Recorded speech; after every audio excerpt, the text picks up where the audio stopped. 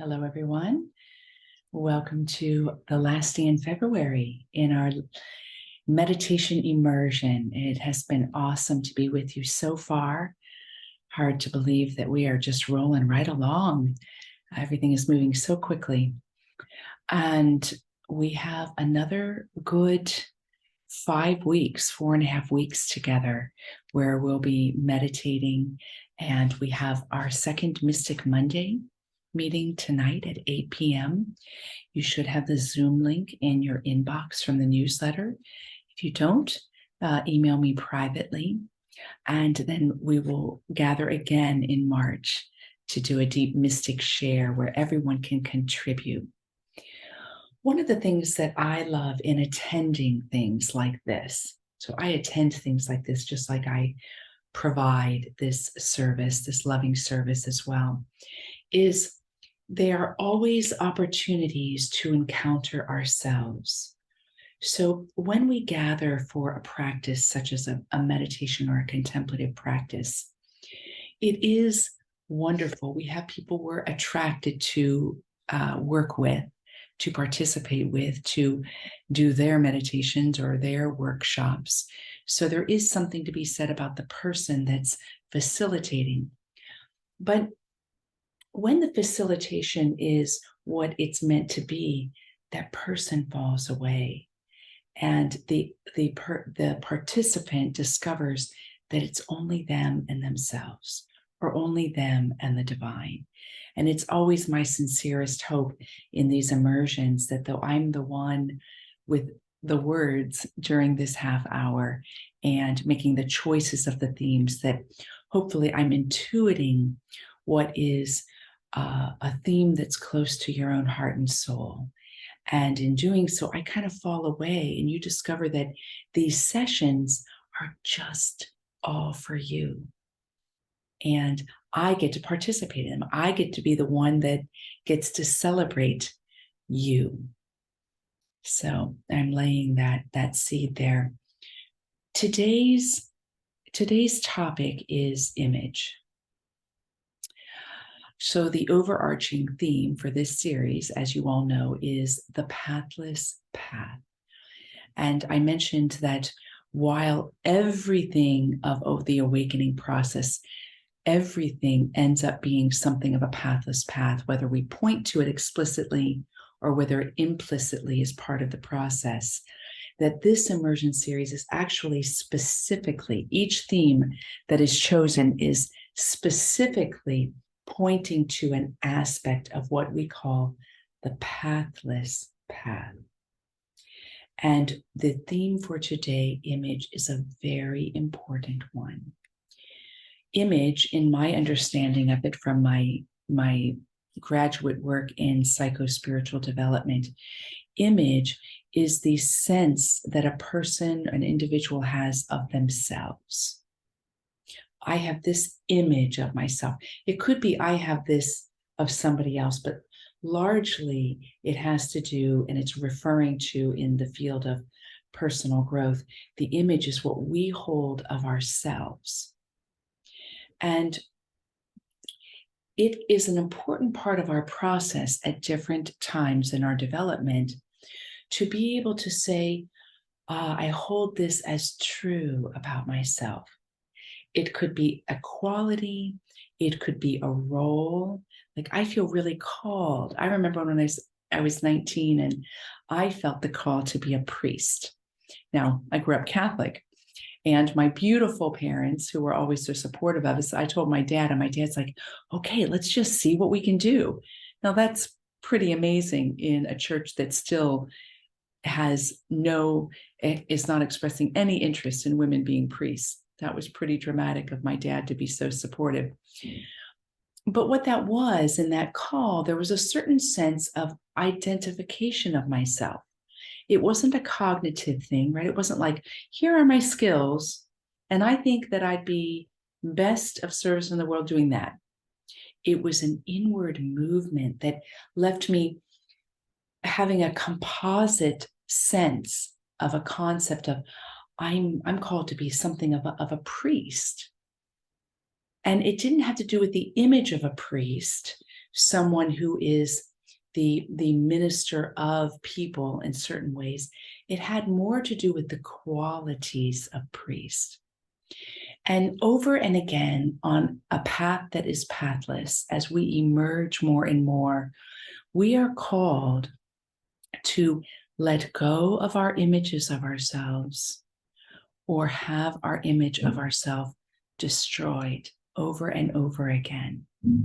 No, in that instance, I recognize that to try to hold that as an image of what I would be or a call was pretty futile. And so I tapped into instead the qualities of it, and it has informed my life richly and greatly. That being said, even when we have images of ourselves, ideas of ourselves as being a patient person, a loving person, love embodied, someone who exercises kindness, a person whose every breath is devoted towards service. These are all images of ourselves. And inevitably in our lives, we're called to even let that go.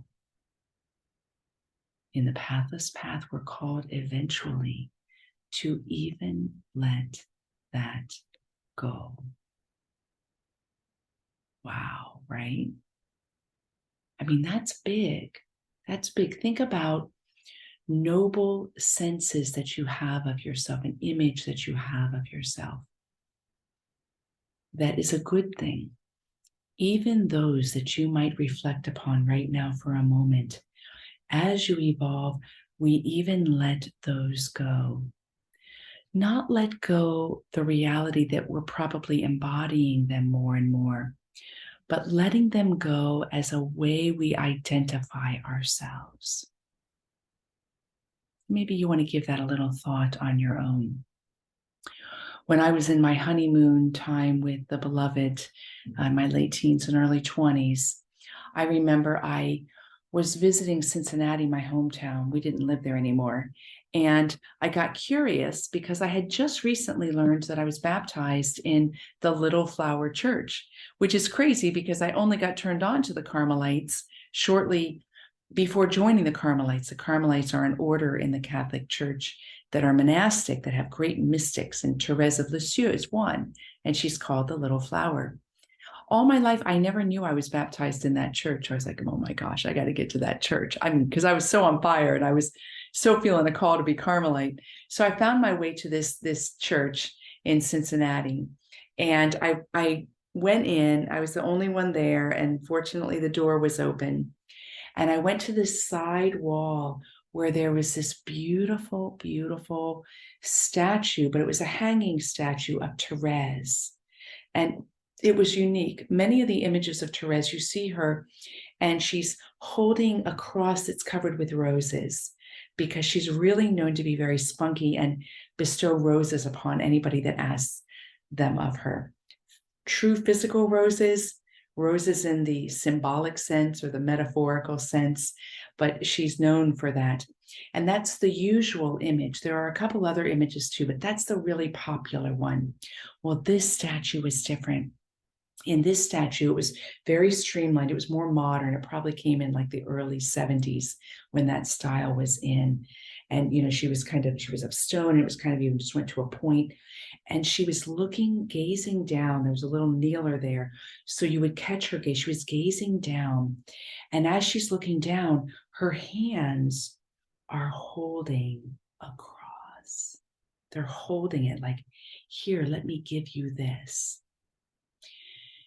It was not, my message was not when I knelt down there that she's going to give me suffering. That's not the mystic, the true mystic way of the cross. It's not that suffering and pain image. What it was this: I was kneeling there, and she became alive on the wall, and she said to me, she said, I gave up everything for the beloved. Are you going to give up everything? And three things came to me, but one of them was image. Images I had of myself at that young age, maybe of a seeker aspiring to holiness. It could be as simple and beautiful as that. And over time, I have discovered that the images that I have of myself are meant to even be shed, so that what? I'm released of even self-reflectiveness. It doesn't negate the reflecting upon our choices or discernment or what's most loving. It doesn't negate that.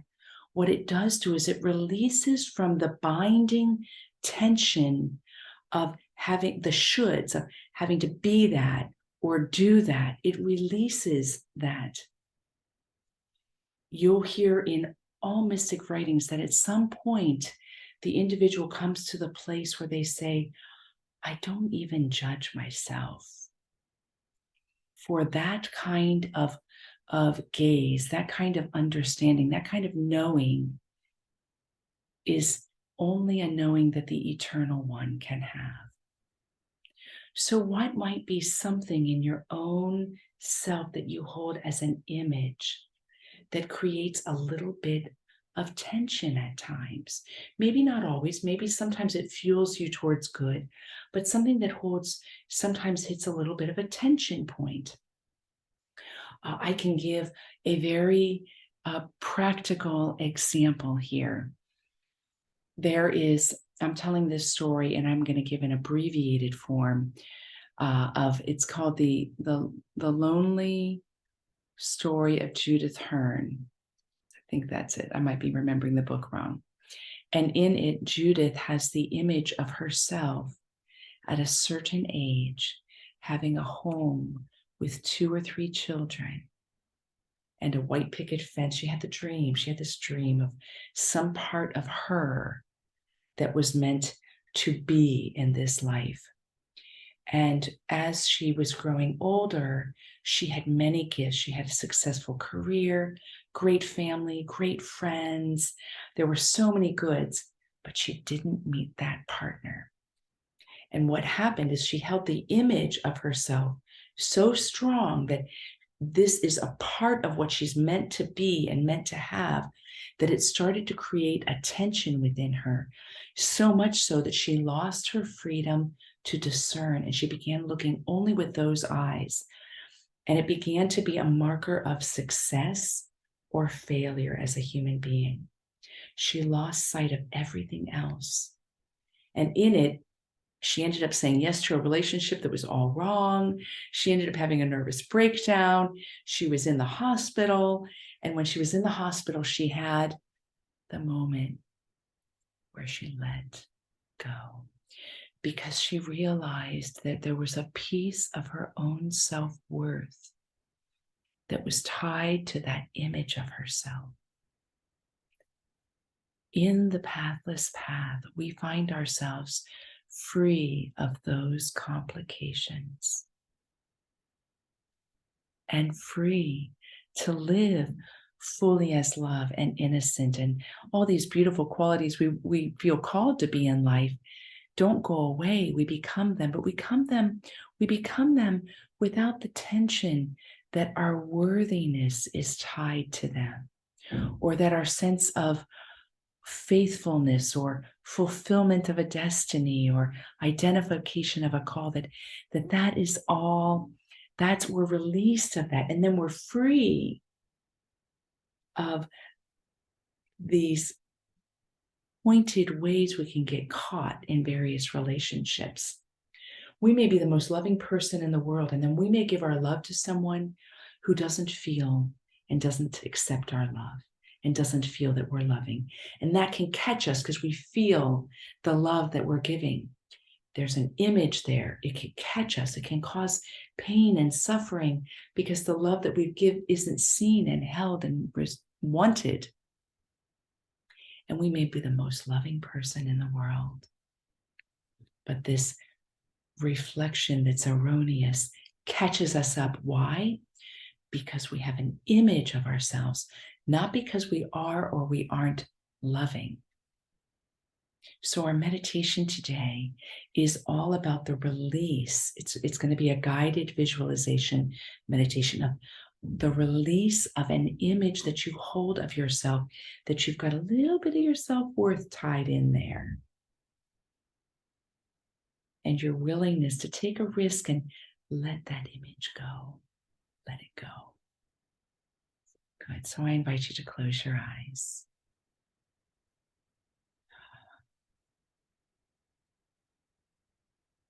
And we're going to sit for a moment or two in silence as you bring to the fore of your awareness one image you have of yourself. Whether you know or not, whether your self-worth is tied in there, see if you can find that out. But if not, just hold the image like, oh, I'm a patient person. I'm called to be the best in this. I'm called to be of service in this way. I'm devoted to be as loving as I can. All of these things. See if you can call that into the fore of your awareness.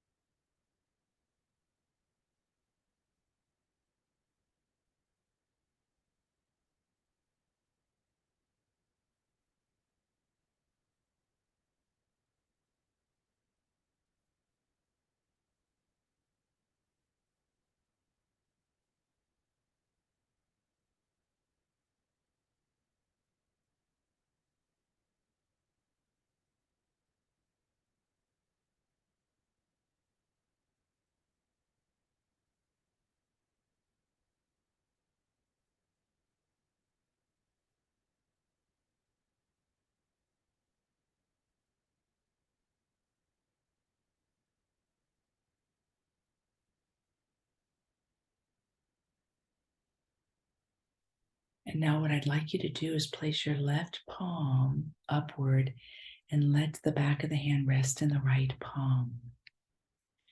And imagine that there's a golden ball of light sitting in that left palm. I'd like you to entrust this image of yourself, to entrust it into this gold ball of light. Release it, whether through thought, through imagination, through intention. Let go this idea of yourself that you hold.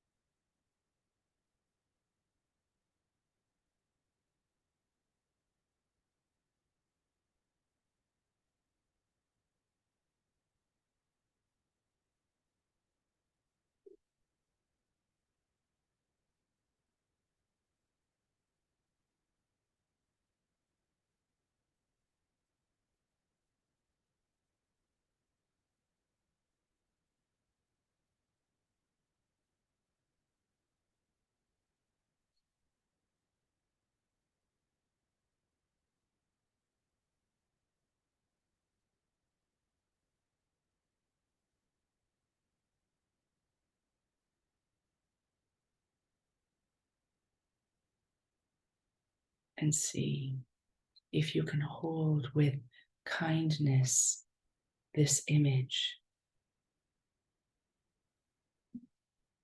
It is in the golden ball of light, and it has come about because of the goodness at your center, at your core.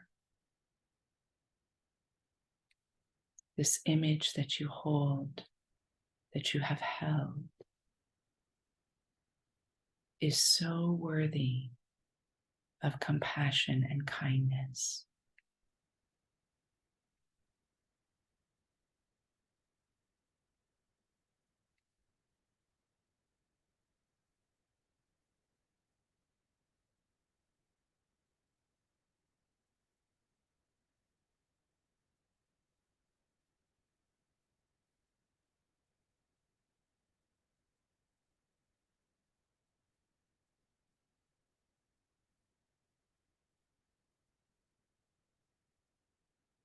And now allow this golden ball of light that so lovingly holds sacred this image. Let it rise from the palms up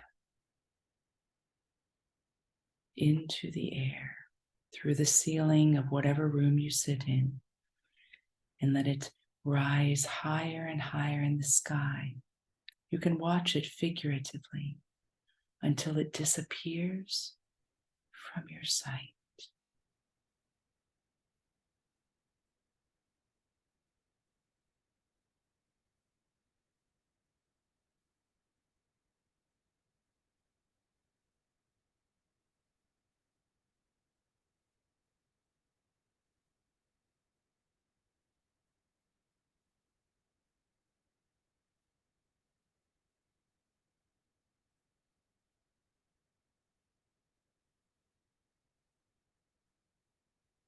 Now, very, very slowly watch the hands and let them very slowly come apart, palms upward, watching the hands.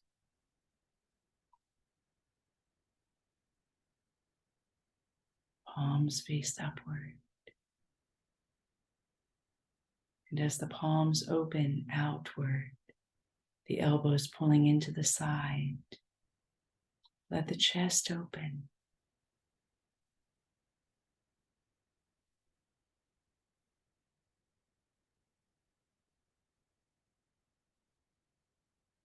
Standing open to the fullness of who and what you are, that does not need to be named or hemmed in by ideas.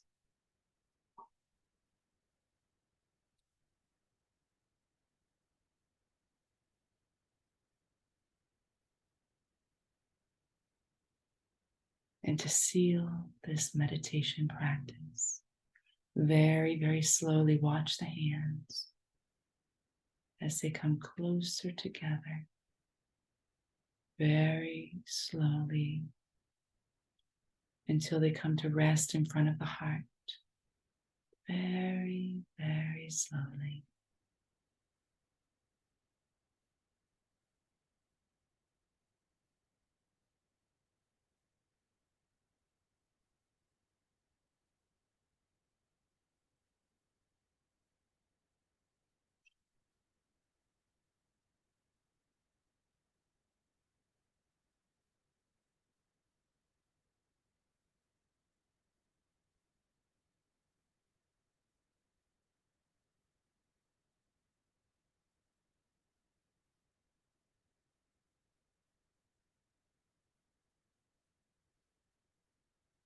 And with that, bow the head